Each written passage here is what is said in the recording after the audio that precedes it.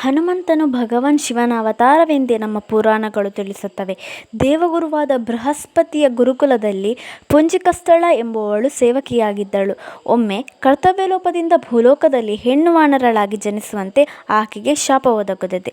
ಆ ಶಾಪ ವಿಮೋಚನೆಯಾಗಬೇಕಾದರೆ ಆಕೆ ಭಗವಾನ್ ಶಂಕರನಿಗೆ ಜನ್ಮವೀಯಬೇಕೆಂದು ವಿಧಿಸಲಾಗುತ್ತದೆ. ಆಕೆಯೇ ಅಂಜನಾ ಎಂಬ ಹೆಸರಿನಲ್ಲಿ ವಾನರಳಾಗಿ ಜನ್ಮವೆತ್ತುತ್ತಾಳೆ. ಬಾಲ್ಯದಿಂದಲೇ ಅತ್ಯಂತ ಪವಿತ್ರವಾದ ತಾಪಸ ಜೀವನವನ್ನು ನಡೆಸುತ್ತಿದ್ದ ಆಕೆಗೆ ಪ್ರಾಪ್ತ ವಯಸ್ಕಳಾದಾಗ ಕೇಸರಿ ಎಂಬ ವಾನರನೊಡನೆ ವಿವಾಹವಾಗುತ್ತದೆ.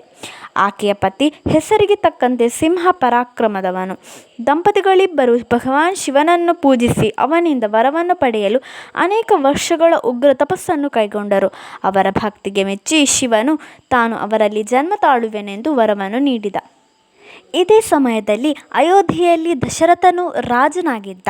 ಅವನು ಪುತ್ರಕಾಮೇಷ್ಟಿ ಯಾಗ ಮಾಡಿ ಆ ಯಾಗದಲ್ಲಿ ಯಜ್ಞೇಶ್ವರನಿಂದ ಪಾಯಸದ ಬಟ್ಟಲನ್ನು ಪಡೆದು ತನ್ನ ರಾಣಿಯರಿಗೆ ಹಂಚಿ ರಾಮ, ಲಕ್ಷ್ಮಣ, ಭರತ, ಶತ್ರುಘ್ನ ಎಂಬ 4 ರಾಜಕುಮಾರರನ್ನು ಪಡೆದ.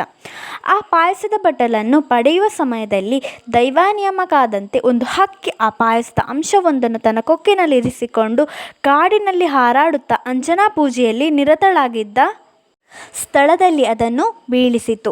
ವಾಯುದೇವ ಆ ಪಾಯಸದ ಚೂರನ್ನು ಅಂಜನಾ ಚಾಚಿದ ಕೈಗಳಲ್ಲಿ ಬೀಳುವಂತೆ ಮಾಡಿದ.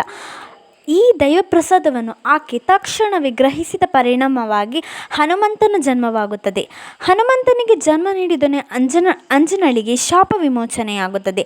ಆಗ ಆಕೆ ದೇವಲೋಕಕ್ಕೆ ಹಿಂದಿರುಗಲು ಬಯಸುತ್ತಾಳೆ.